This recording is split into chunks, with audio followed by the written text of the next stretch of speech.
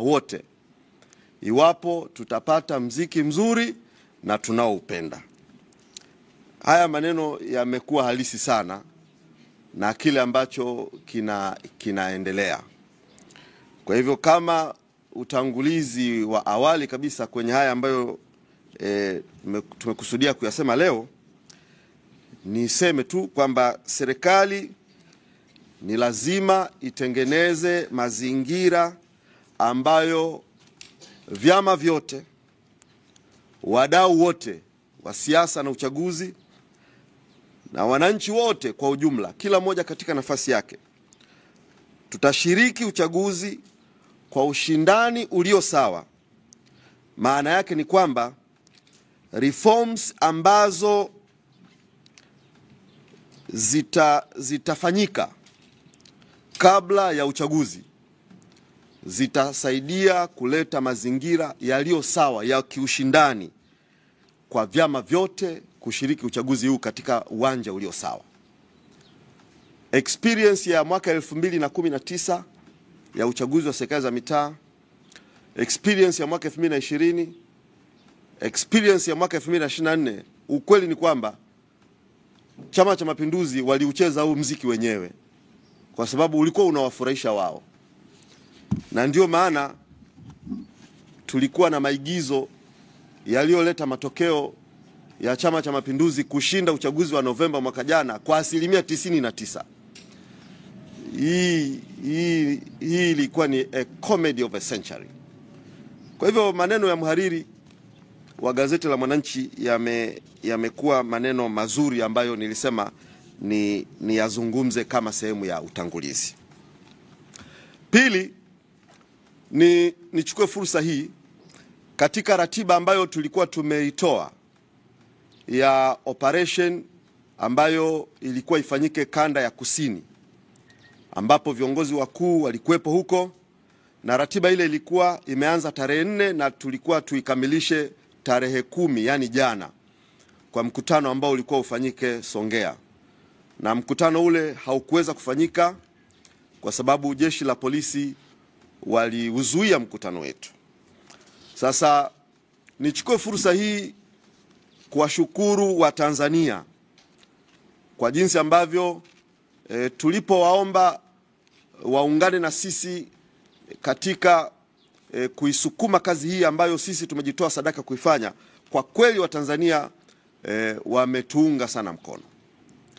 Tulipoanza operation hii Nyasa, tumeenda kusini, wa Tanzania wametuunga mkono.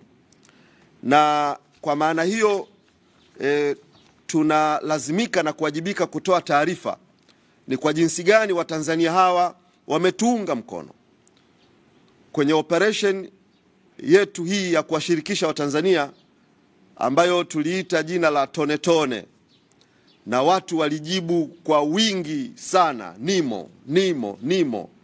Tumepata michango mingi sana. Na tulipoenda kusini imekuwa ya kipekee tena. Nikiri kwamba pamoja na taarifa ya fedha nitakayoisoma hapa ya kiasi cha fedha ambacho Watanzania wametuchangia, timu yetu ilipokwenda kanda ya kusini, Watanzania wametuchangia kwa namna ambayo imetupa imani kubwa sana. Magari yetu yalipokuwa kipita barabarani, tulikuwa tunaitwa, magari yanaitwa, tunawekewa mafuta. Kwa hiyo nitoe shukurani kwa Watanzania wenzetu ambao walituwekea mafuta. Sio mara moja, mara mbili, mara nyingi tu magari yetu yalijazwa mafuta. Wamiliki wa petrol station walituwekea mafuta, na watu wengine walituwekea mafuta. Kuna maeneo tulifika, watu wetu walipewa malazi.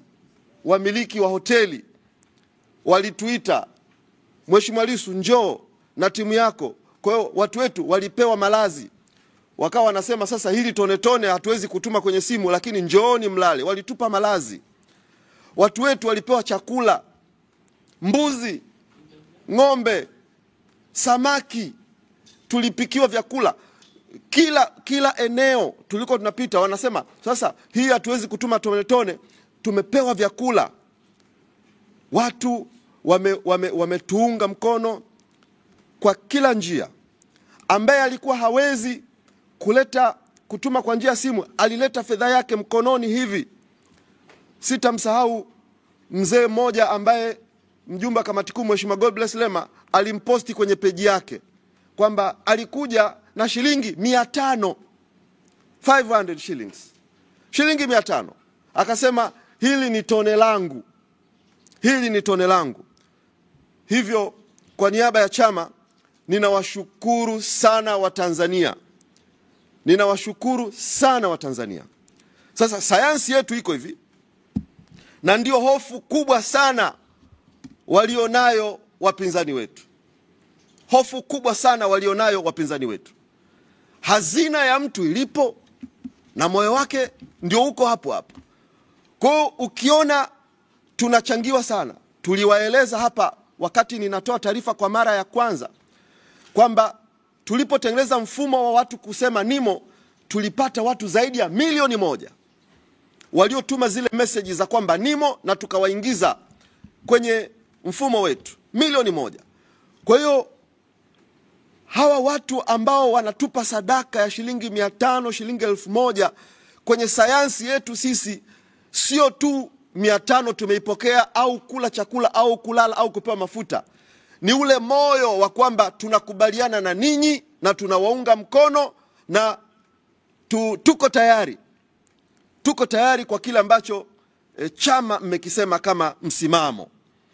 Kwa hivyo ninawashukuru sana Watanzania, na ninaweka mbele ya umma kwamba tumepokea mafuta kwenye magari ambayo yalikuwepo barabarani. Tulikuwa na entourage 2. Entourage ambayo yupo mwenyekiti wa chama Mheshimiwa Tundu Lissu, na msafara mwingine alikuwepo makamu mwenyekiti wetu wa chama Mheshimiwa John Heche.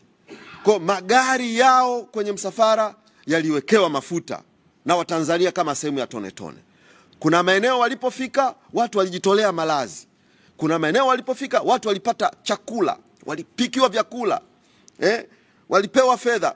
Kwa hivyo ninawashukuru sana Watanzania kwa kutuunga mkono. Na sisi tumejitoa sadaka dhabihu kabisa kuifanya kazi hii.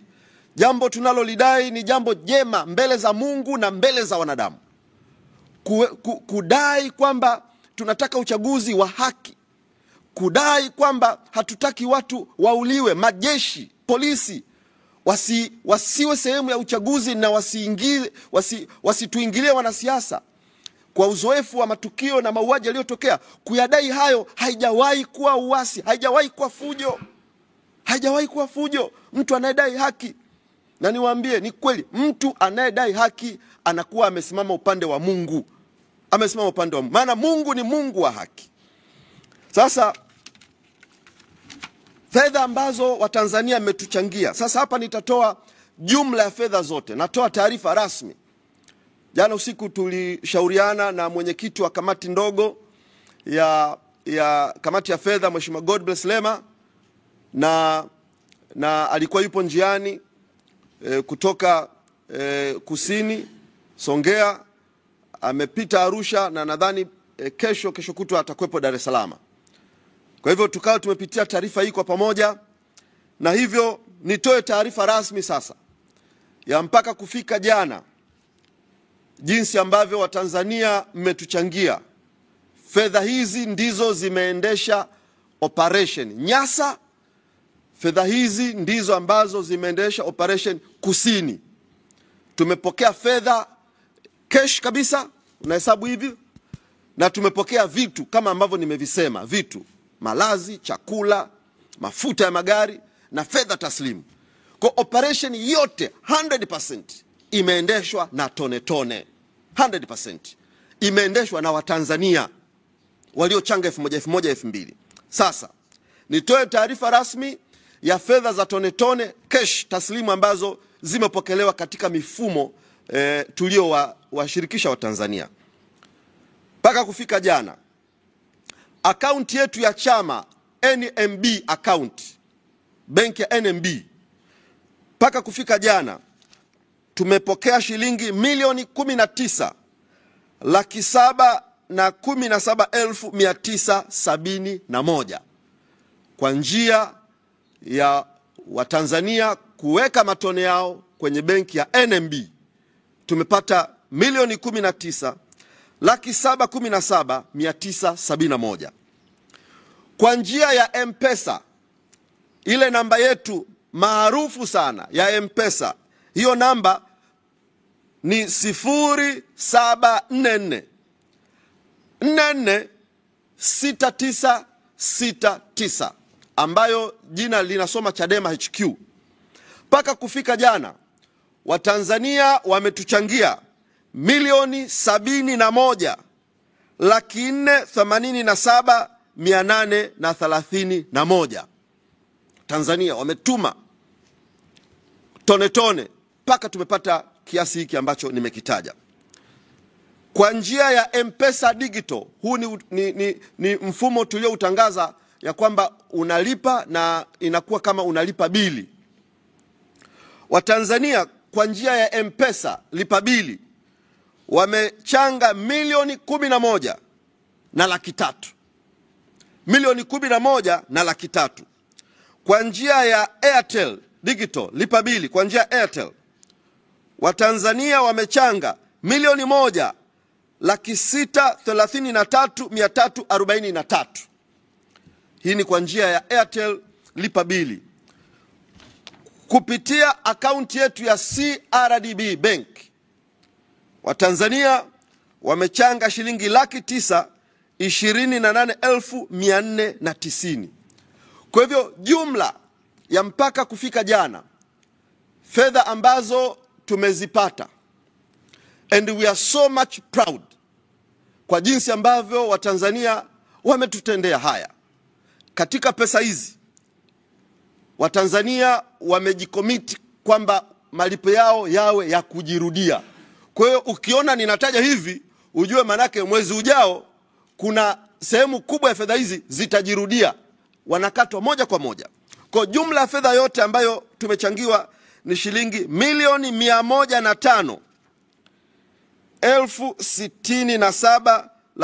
105,067,636. Hizi ndizo fedha ambazo Watanzania wamedondosha matone matone, ikaleta bahari kubwa, kimbunga cha namna hii. Na fedha hizi sehemu kubwa Watanzania wamejikomiti malipo ya kujirudia. Kwa hiyo ukiona hivi, ujue mwezi ujao huu mpunga unajirudia tena. Na tumetengeneza utaratibu ambao mtu anakatwa moja kwa moja. Utakapokuwa umejisajili kwamba malipo yangu yajirudie kila wiki, tunakushukuru. Tukisha kushukuru, ile tarehe ikifika, ile hela inakatwa, halafu kazi inaendelea. Ninawashukuru sana Watanzania waliopo ndani ya nchi. Ninawashukuru sana diaspora. Ninawashukuru sana diaspora. Baadhi ya Watanzania wenzetu waliopo nje ya nchi wamejikomiti. Tunayo orodha.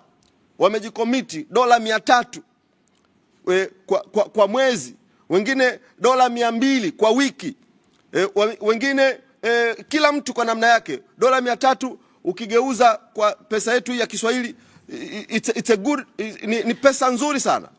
Na Watanzania wenzetu wamejikomiti. Ninawashukuru sana Watanzania wenzetu, kina Liberatus Mang'ombe kwa organization nzuri mnaoifanya huko, na wengine wengi Ulaya, kina Eva Shayo, kina Ako Saragu, na wengine wengi ninaweza kuwataja wote kwa majina yenu, mnajifahamu kwa jinsi ambavyo coordinate kupitia directorate yetu ya Foreign Affairs chini ya mkurugenzi wetu Kitoka.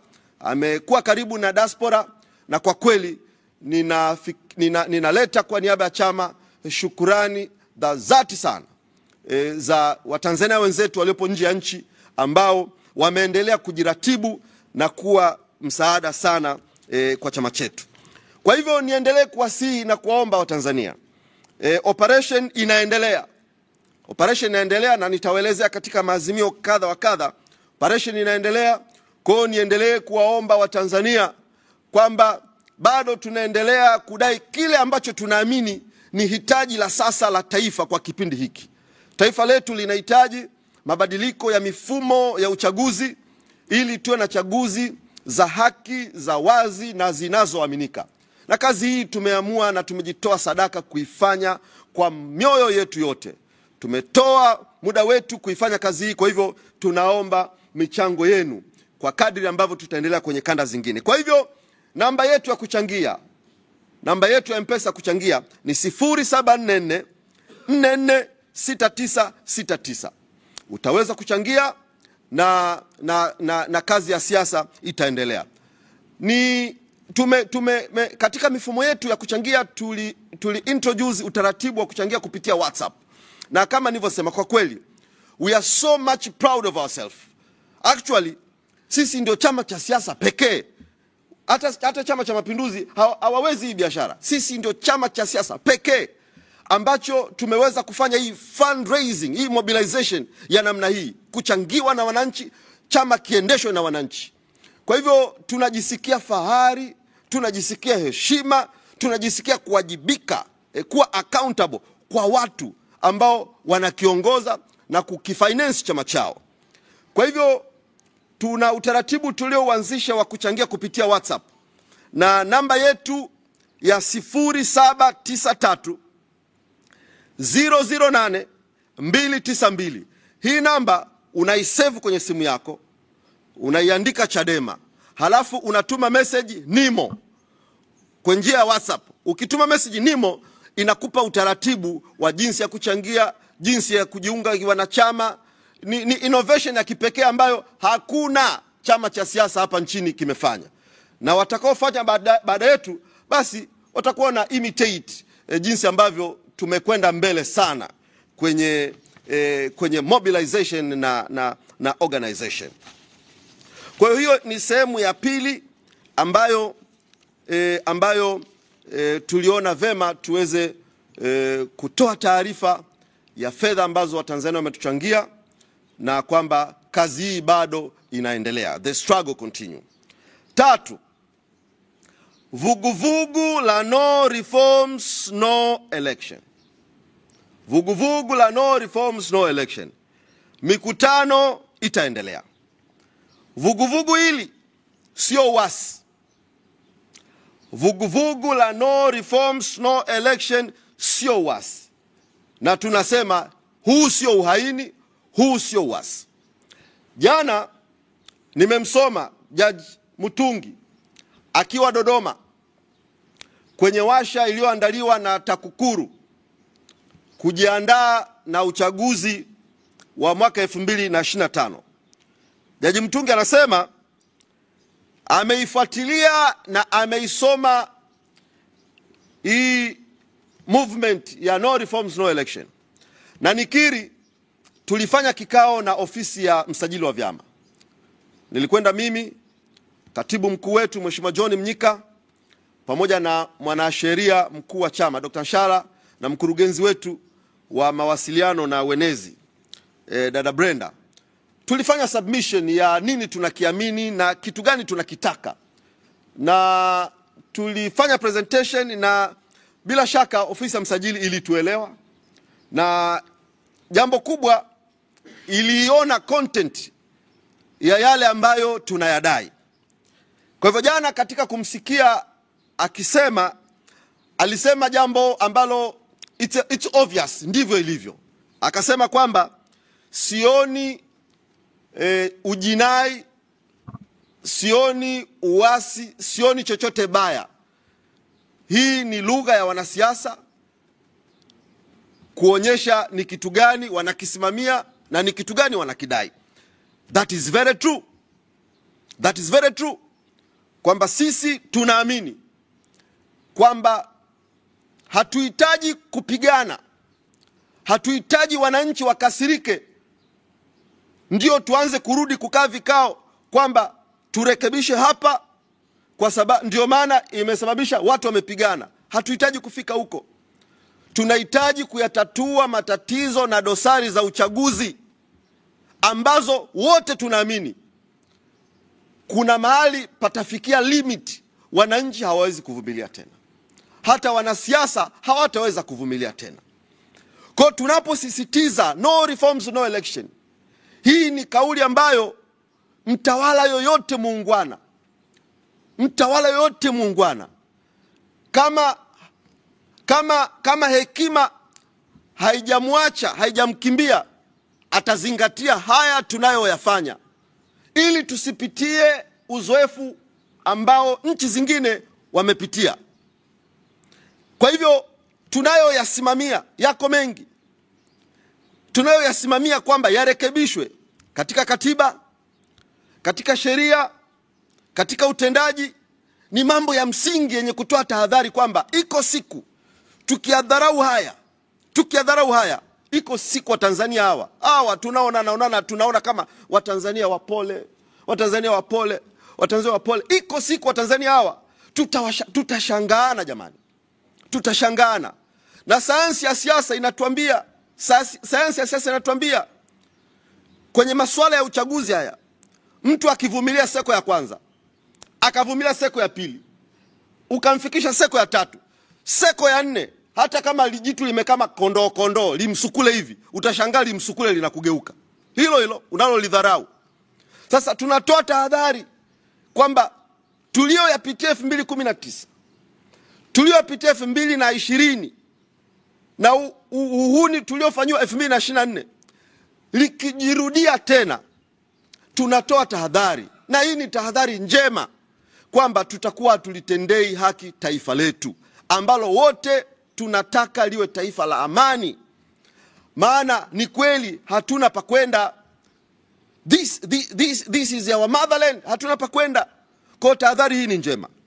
Kwa ni vyema serikali isikie, ni vyema rais mkuu wa nchi asikie tunapozungumza kwa habari ya dosari za uchaguzi, tunaposema kwamba kura feki ziko vituoni, na ninyi waandishi wa habari mnaonyesha hayo masanduku feki yako vituoni.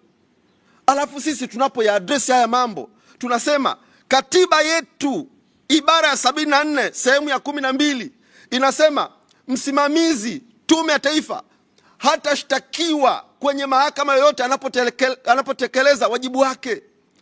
Sasa kwa sababu ibara hii inampa ulinzi huyu mtumishi asishitakiwe, ndio maana anaweza kufanya lolote kwenye kituo, anaweza kufanya uhuni wowote kwenye kituo. Ninyi waandishi wa habari mnaripoti kura feki. Zile kura haziwezi kuwa zimetengenezwa na chama cha upinzani. Hakuna chama cha upinzani kina printi zile kura zenye logo ya serikali na kila kitu. Maana yake zimetengenezwa kwenye mifumo.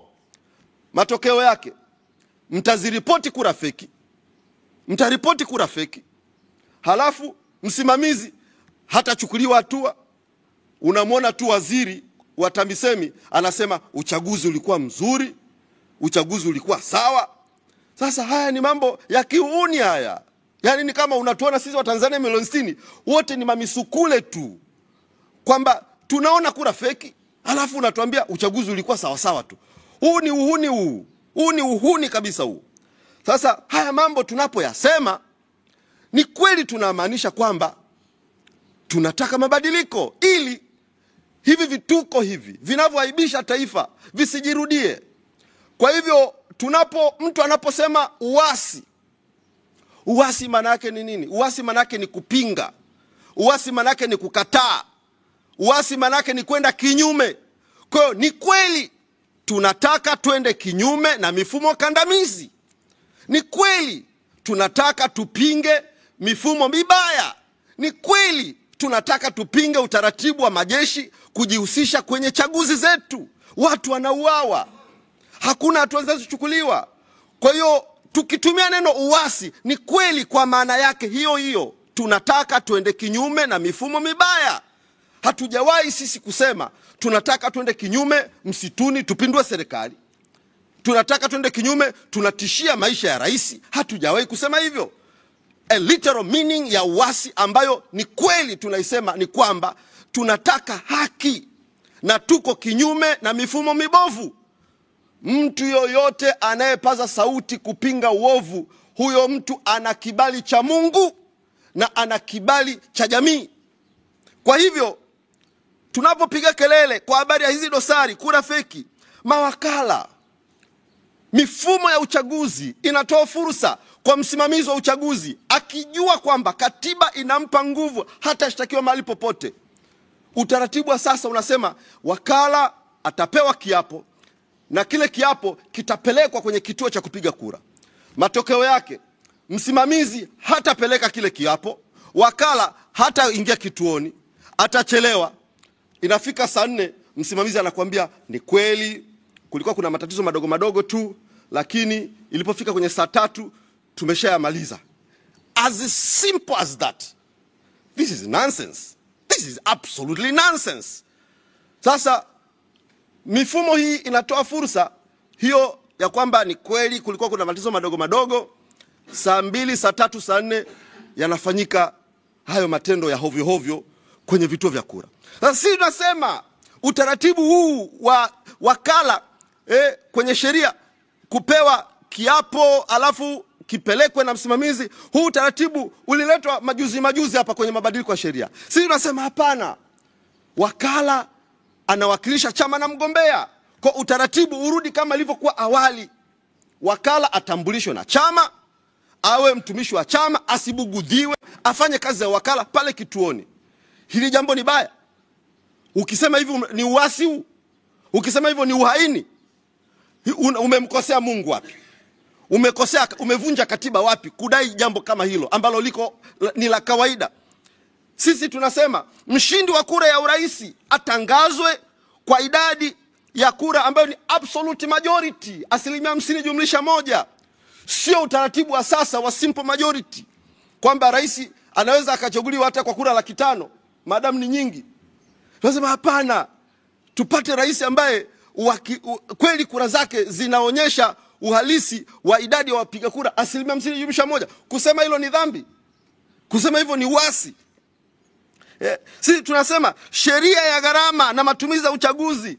Sheria yetu ya gharama na matumizi ya uchaguzi inasema hivi: huruhusiwi kuingiza fedha au kitu chochote kwa ajili ya uchaguzi siku 90 kabla ya uchaguzi. Sasa ukiangalia hii sheria na maudhui yake, ukaangalia mgombea anathibitishwa na kupitishwa lini na tume kwamba sasa wewe ndio mgombea wa urais, unagundua hii sheria sio practical. Uchaguzi ni Oktoba. Siku 90 kabla ni somewhere Oktoba, somewhere Julai, August hapo. Sasa ndio umeshapitishwa na tume. Alafu hapo sheria inakwambia huwezi kuingiza. Kama ni t-shirt hutaingiza, kama ni magari hutaingiza, kama ni pesa hutaingiza. Hii sheria ni uongo huu. Haiko practical. Sasa tunaposema hii sheria haiendani na uhalisi, wenzetu waliopo kwenye dola wataweza kufanya, wamejiandaa, wataweza kufanya. Sasa haya mambo haya yote na mengine mengi ambayo tumeshayasema na kuyaandikia na kuyazungumza, nimetaja kwa uchache tu. Tumezungumza kwa habari ya majimbo ya uchaguzi. Majimbo ya uchaguzi, utaratibu wa sasa kwenye ibara ya 74 inayozungumza kwa habari ya kugawanya majimbo. Kifungu kile kinasema hivi: majimbo ya uchaguzi yatagawanywa kwa kuangalia njia za mawasiliano, hali ya kijiografia, milima na mabonde. Ndivyo katiba inavyosema. Sasa sisi tunasema hii ina contradict na universal principle. Wanaowakilishwa ni watu, sio milima na mabonde. Mbunge anaenda kuwakilisha watu. Sasa utaratibu wa kikatiba huu uliowekwa, ambao uliingizwa mwaka 1992 wakati tunaingia kwenye uchaguzi wa vyama vingi, ni sayansi ya siasa ya mtu fulani aliyeona mbali, akafanya kitu ambacho tumekizungumza sana, kinaitwa gerrymandering, kwamba huu ni mkakati sasa kwenye maeneo ambayo vyama vya upinzani inapendwa sana, basi utaratibu wa kugawanyisha tupunguze majimbo. Kwenye maeneo ambayo chama cha CCM kinapendwa sana, tuongeze idadi ya majimbo.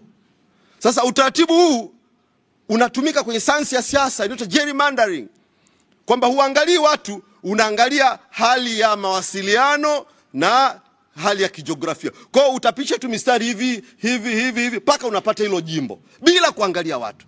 This is a political science. Na sisi kama scientist pia tunaelewa ni kitu gani wanakifanya na kwa nini hawataki kubadilisha hichi kifungu na kwa nini 1992 walikiingiza. Jamani, kuyazungumza haya ni uasi kweli? Watanzania wenzangu, kuyasema haya ni uasi. Makala alisema nini? Makala Makalla. Nataka Watanzania mumsikize. Hebu tumsikilize maneno ya Makalla. Amos Makalla, mwenezi wa CCM. Maneno yake haya. Hili ni jambo la hatari. Chadema na wenyewe. Chadema wanakusanya fedha kwa kisingizio cha kwenda kuandaa umma ili wakatae uchaguzi, ili wasimamishe uchaguzi. Lakini kuna ajenda asiri. Hawa watu na hasa viongozi waandamizi ambao familia zao hazipo Tanzania wanataka kutumia michango inayochangishwa ya tone tone, eti ikifika wakati wakanunue virusi vya Ebola na Mpox ili wavilete visambae Tanzania na uchaguzi usifanyike.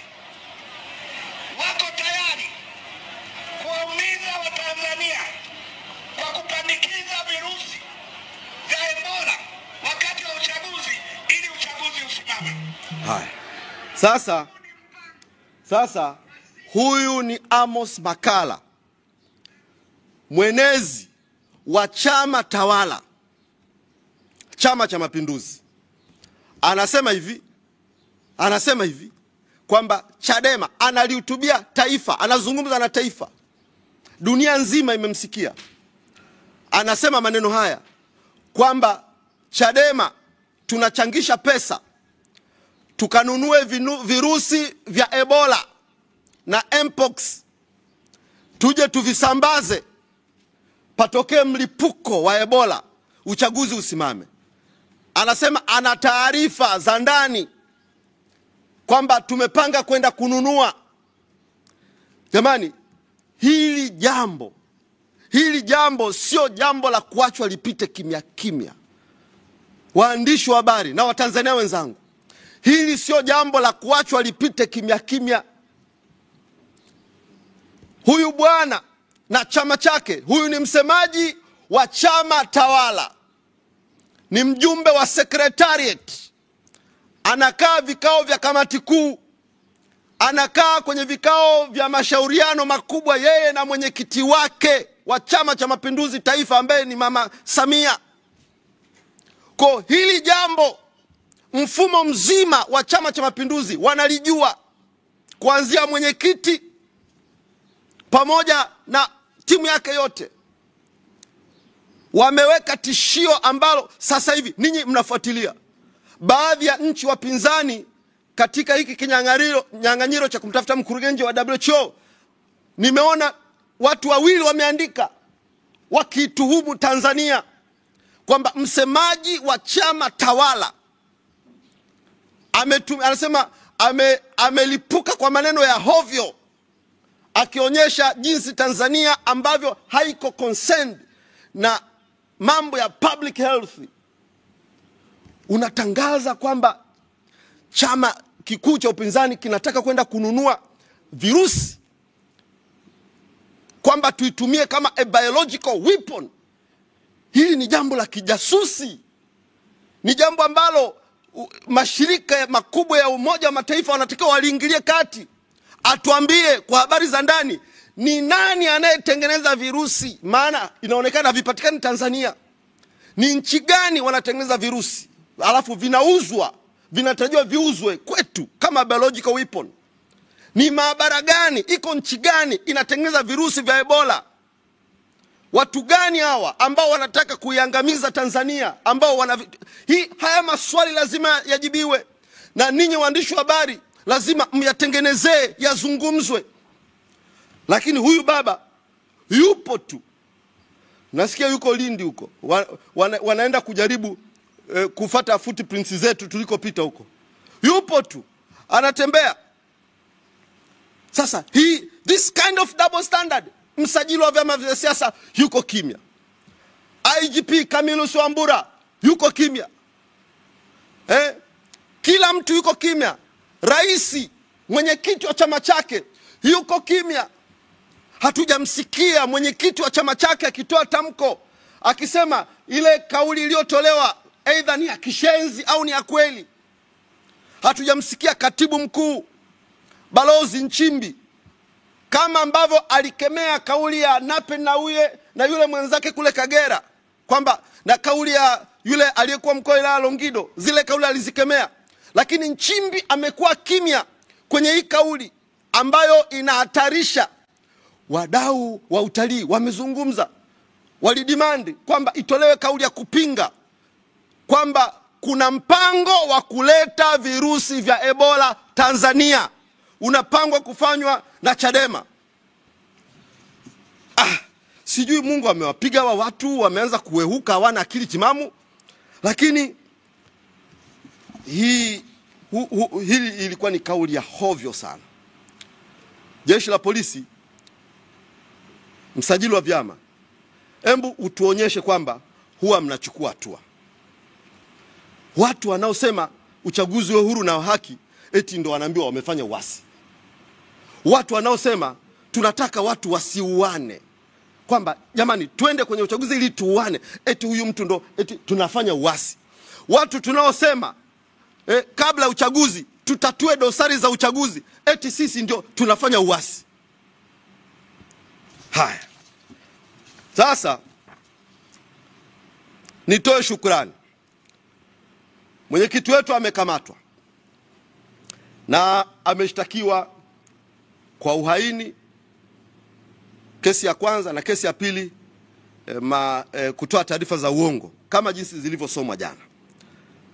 Sasa mambo ya mahakama ni sawa, tutayaacha mahakamani.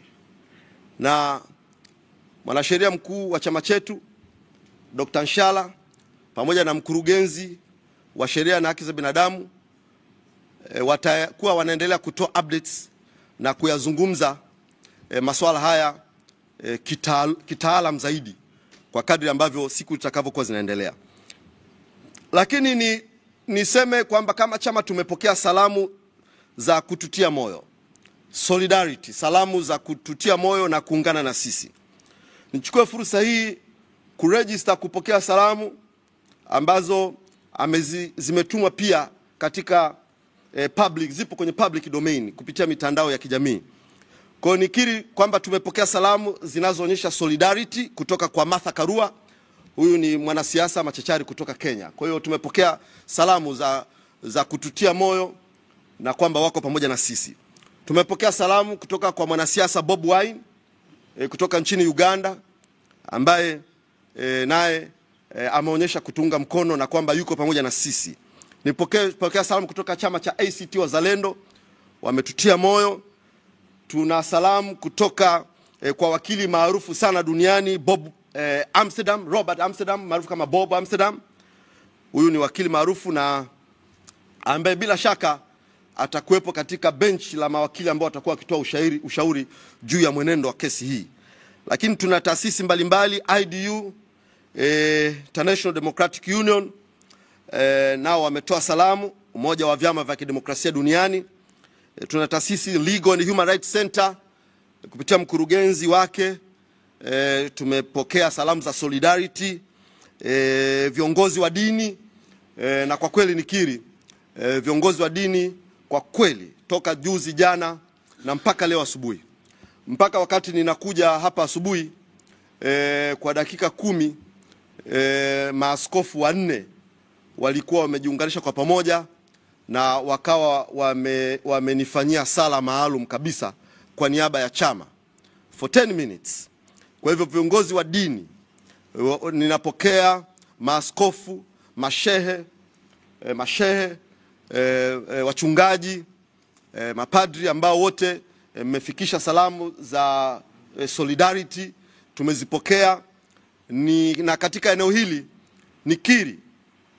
nikiri kwa commitment ya viongozi wa dini ambayo jana wako 7 walinishirikisha. Wako watu wacha Mungu wanaomuomba Mungu sana. Na sisi kama chama, na wala siwezi kuona aibu kabisa ya kwamba sisi katika chama tunamtaja Mungu wa kweli aliye hai. Hilo hatutalionea aibu. Tunamtaja Mungu, na Mungu ni kila kitu katika chama chetu. Na hata tunapoanza huwa tunaanza kwa sala. Tutasali kwa dini ya Kikristo, tutasali kwa dini ya Kiislamu, na tunapohitimisha tunahitimisha kwa sala. Kwa hivyo nikiri bila aibu kwamba Mungu ni kila kitu katika chama chetu, na hata tutaposhindwa na mambo yote yakiwa magumu, basi sisi tutakimbilia na tutamlilia Mungu. Kwa hivyo nipokee kile ambacho viongozi wa dini walinishirikisha jana, kwamba wataingia katika maombi ya kumlilia Mungu na kwamba Mungu atoe uelekeo. Nimepokea hizo jumbe mbalimbali ambazo ni prophetic, na yote ambayo mmeniambia, basi tunamwamini Mungu kwamba atatuvusha, na hivyo kauli yenu ya kwamba mpo pamoja na sisi, basi nasi tunaipokea. Mimi niseme tu kwenye hili linaloendelea la mwenyekiti wetu na chama chetu, niseme tu kwamba hii ndoana walioimeza wataitapika, na kwa bahati mbaya sana watakapoitapika itatoka na maini. Utukufu wa mwisho wa safari hii utakuwa mkubwa sana kuliko utukufu mwingine wa kipindi kingine chochote kile. Nihitimishe kwa kutoa wito kwa Watanzania wote, na wito huu ni rejea ya kile ambacho makamu mwenyekiti wa chama chetu Mheshimiwa John Heche alikitoa jana kwenye taarifa rasmi ya chama ambayo ilisambazwa kwa vyombo vya habari. Hivyo niweke rejea ya taarifa ambayo makamu mwenyekiti alitoa, nami niiweke kama wito hapa, kwamba Watanzania wote wapenda mabadiliko, wanachadema, tusikubali uovu utawale. Iko methali hii inayosema kwamba wenye haki wakikaa kimya uovu unatawala.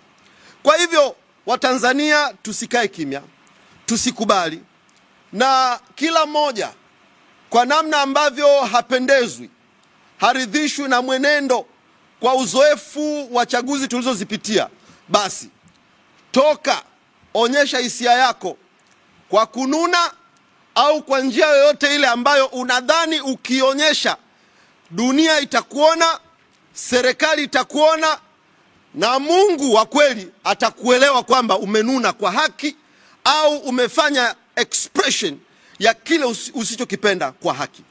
Kwa hivyo ninatoa wito kwa Watanzania ambao hampendezwi, ambao hamridhishwi, ambao mnapenda amani ya taifa hili, na ambao mnakubali na kutaka twende kwenye chaguzi ambazo zinaaminika.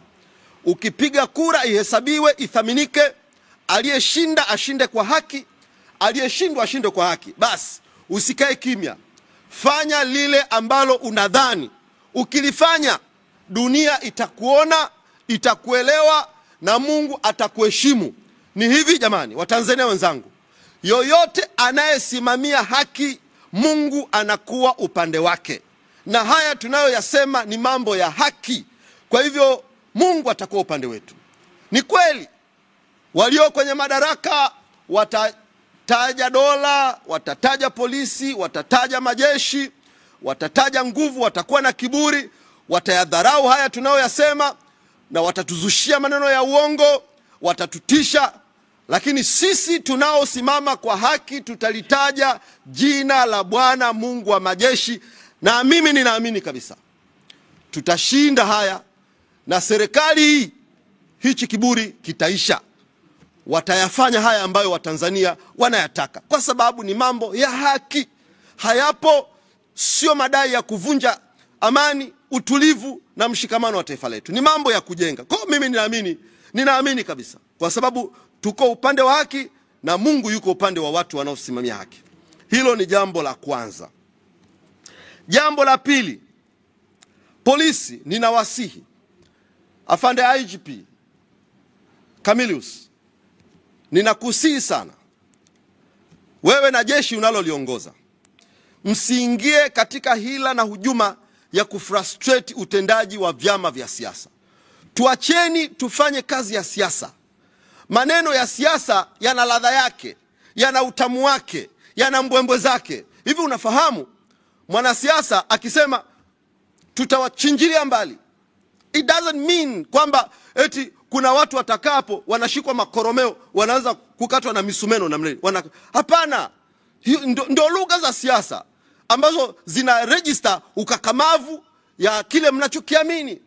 Kwa hivyo polisi, msitupangie mambo ya kusema au kujifanya mnajua sana tafsiri misamiati ya Kiswahili na hizi lugha za kisiasa. Fanyeni kazi yenu, lindeni watu. Tembeni kwenye patrol huko, watu wanatekwa, lindeni watu, msituingilie na msiingie kwenye mtego wa kukilinda Chama cha Mapinduzi.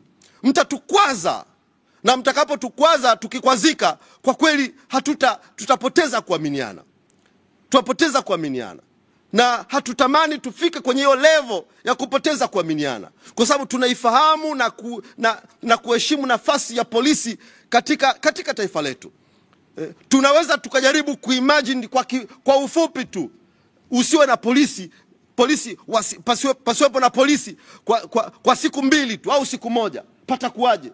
Si tutaparaganyika humu. Kwa tunaiheshimu nafasi yenu, tunaiheshimu nafasi yenu, tunaithamini nafasi yenu. Sasa mnavyotupeleka tutashindwa kuamini.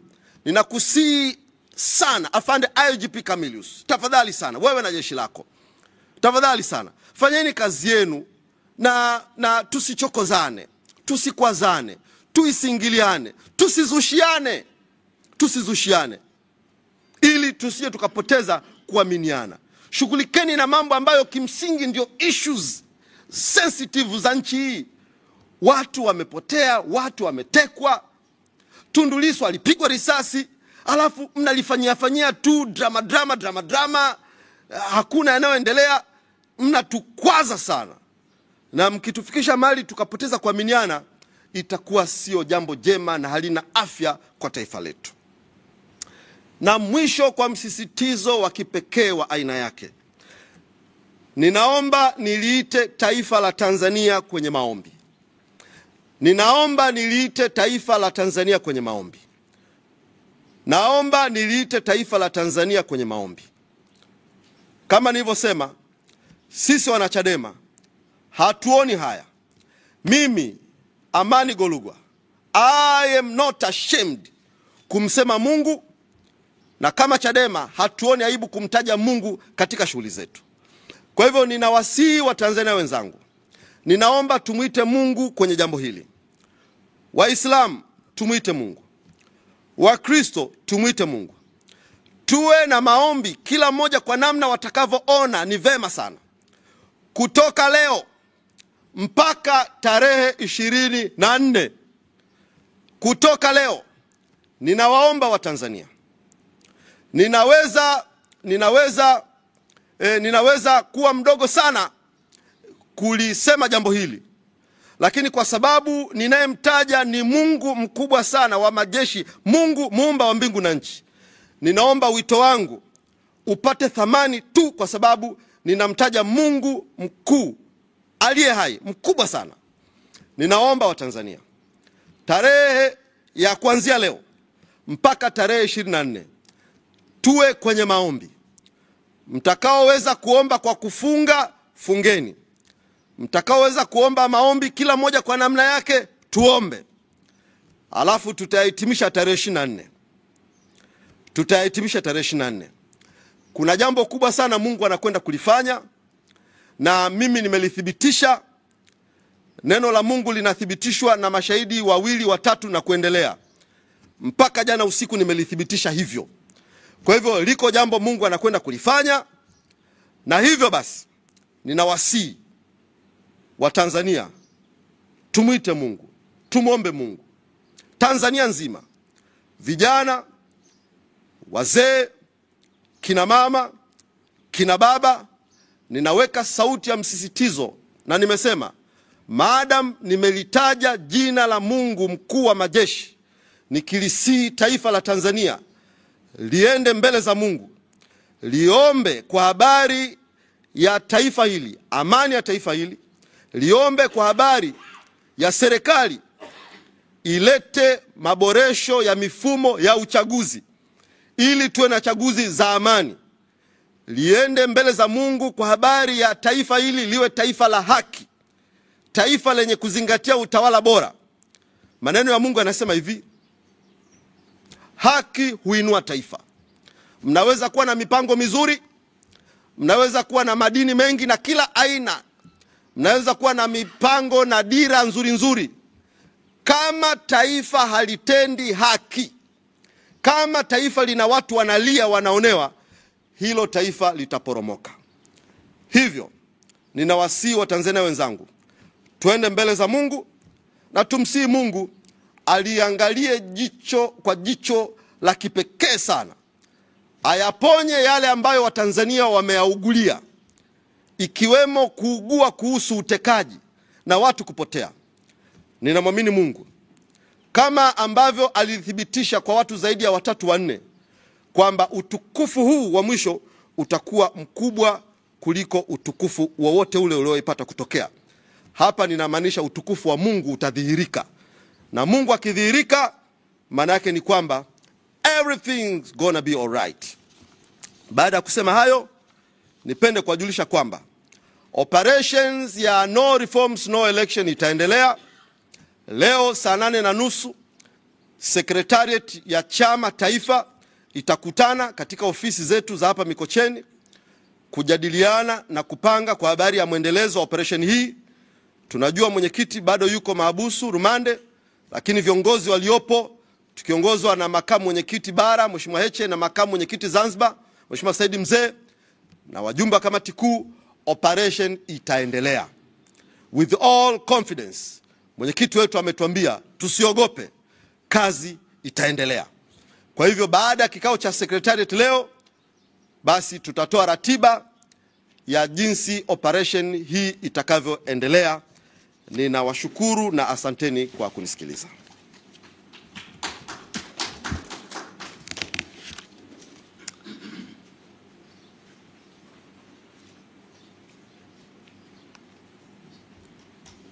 Naam.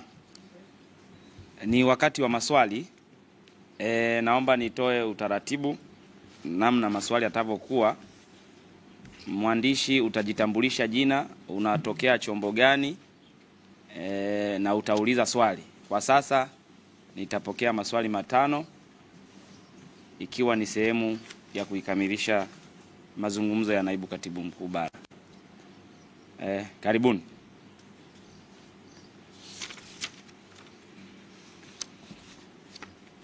Naomba mnyoshe wote ili niwape namba kama itawezekana. Kama ni mmoja basi ndio namba 1, namba 2. Haya, namba 1, karibu. Naitwa Goodluck. Ndio. Mimi nataka tu naibu katibu mkuu anisaidie kunipa ufafanuzi wa maswali mawili. Sawa. Nahitaji kuongeza. Moja ni hivi karibuni limeibuka kundi la G55 na likatoa hoja zake. So hatukuweza kupata nafasi ya kuwapata upande wa Chadema, na kwa bahati nzuri leo tumekutana na naibu katibu mkuu. Tutaka atupe ufafanuzi kidogo wa baadhi ya hoja ambazo zimeibuliwa na G55. Lakini swali la pili ni kuhusiana na mikutano hii.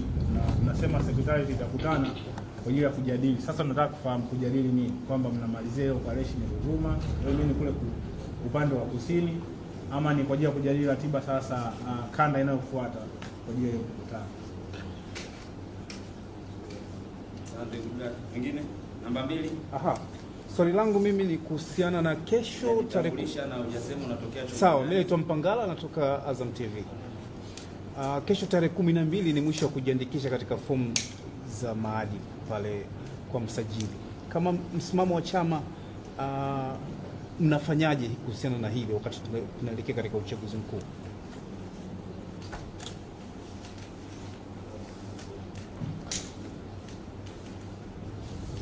Mwingine? Wameisha?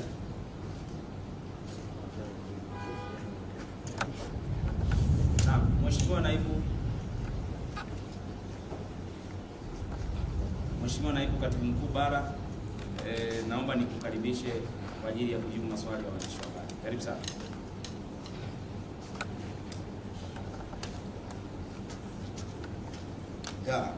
Asante, ninashukuru, asanteni kwa maswali ili kupata ufafanuzi. Secretariat itakutana, nianze na swali la aliyetaka kujua kwa habari ya secretariat kukutana. Secretariat itakutana kwa ajili ya kuirekebisha ratiba, kwa sababu hapa katikati palitokea mabadiliko kidogo. Ilikuwa tuanze kanda ya kati tarehe 12. Sasa wakati ziara inaendelea, viongozi wakuu walithibitisha kurejea kwenye maeneo kadhaa kwa sababu ya vikao ambavyo ni lazima warejee. Kwa hivi tunavyozungumza, makamu mwenyekiti wa chama chetu Mheshimiwa Heche ameelekea Kiela kwenye kikao cha ndani, na hivi tunavyozungumza mwenyekiti taifa Mheshimiwa Lissu asingekamatwa alikuwa aende Tunduma kwenye kikao cha ndani ambacho aliwaahidi angeenda, lakini kulikuwa kuna kikao kingine ambacho viongozi wakuu tulikuwa tushiriki tarehe 14.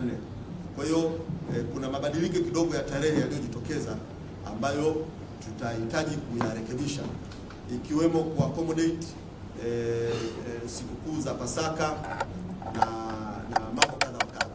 Kwa hiyo tunaenda kuipitia ratiba. Ni kitu cha kawaida tu kupitia ratiba, alafu tutai-communicate.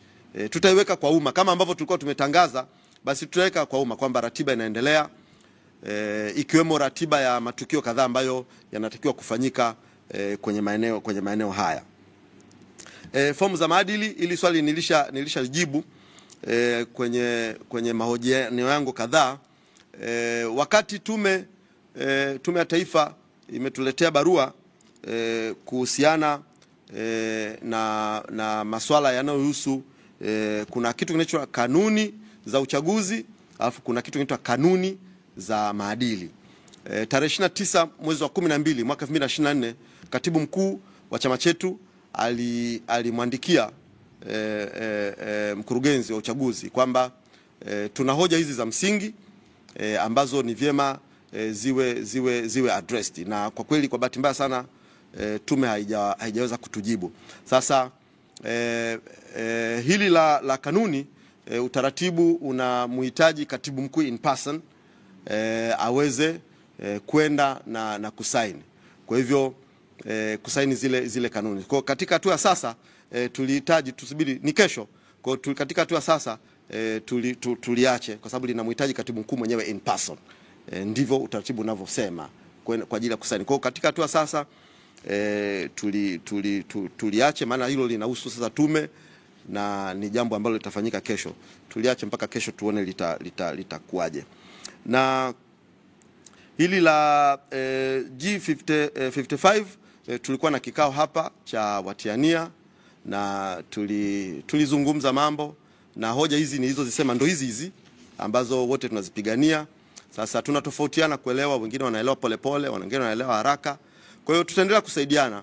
Wako wanachama wengine wengi tu pia na wenyewe hawajaelewa. Ndio tuko kwenye awamu ya siku 47 za kuelimisha. Na ninaomba mlielewe hili jambo vizuri sana, kwamba awamu hii ya kwanza ni ya kuelimisha.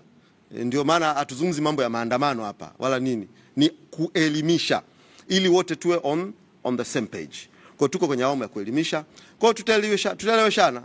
Kwa wale ambao wataelewa basi tutaelewa, wale ambao tunaamini kwamba ni mabadiliko yafanyike basi tutakaa wote kwenye mstari pamoja. Kwa siku hapa tuhumiane hapa. Tuna siku 47 za kueleweshana. Wanaoelewa haraka wataelewa, wasioelewa haraka hawataelewa. Ambao wataona hawawezi kuungana na sisi basi watakaa pembeni, lakini hatutatuhumiana kwa sababu hatuwezi wote milioni 60 kulielewa jambo kwa mstari mmoja, hapana. Kwa tunaelewa na kutambua kama chama na kama watu wenye akili, lakini pia kama strategist tunaelewa kwamba huyu ataelewa hivi, huyu atachelewa kuelewa, huyu ata hivi. Lakini pia katikati yao kuna watu ambao wanaweza kuwa pia hawana nia njema.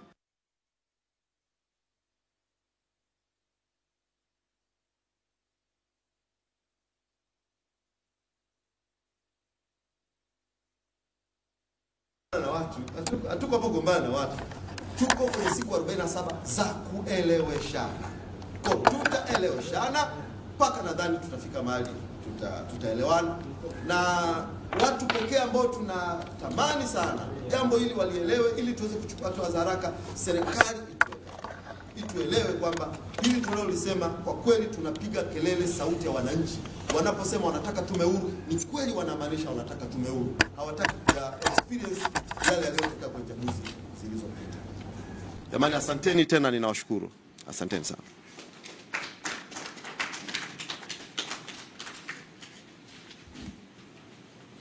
Ndugu waandishi wa habari, tunawashukuruni sana na tunawakaribisha tena makao makuu ya chama hapa Mikocheni kwa mara nyingine tena. Tunawashukuru. Asante.